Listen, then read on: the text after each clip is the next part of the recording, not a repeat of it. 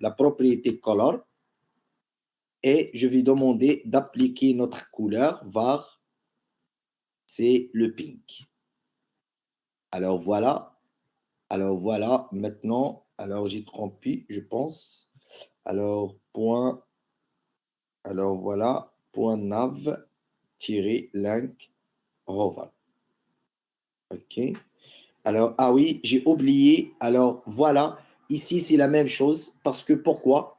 Parce que ici, le Bootstrap, il va appliquer la classe navbar link. Alors, là, avant la propriété. Alors, pour cela, je vais faire quoi? Je vais demander que c'est important. C'est obligatoire.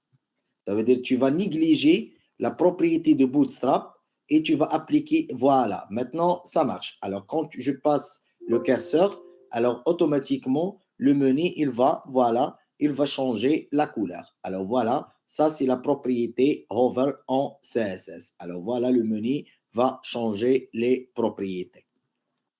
Alors, il reste tout simplement de travailler un peu sur le navbar item.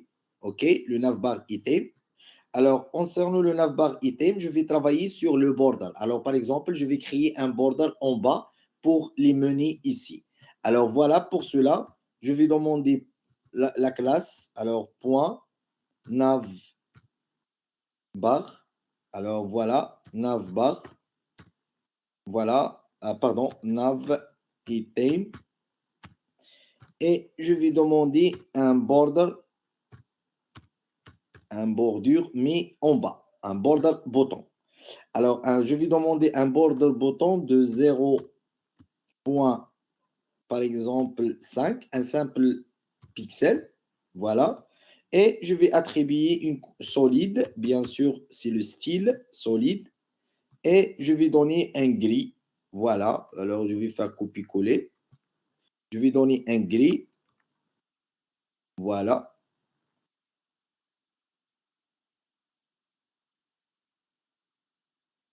Voilà. Et je vais aussi de 0,5. Voilà. Un gris clair.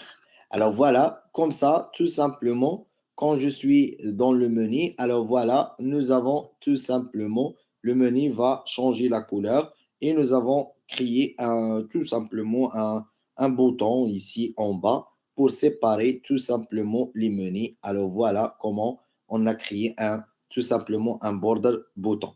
Alors, comme ça, on a créé un navbar avec le shadow, une résolution large, les menus ici, voilà.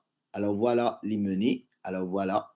Et aussi, nous avons tout simplement les icônes avec les badges. Nous avons ici l'icône de notre site web et le titre de notre site web.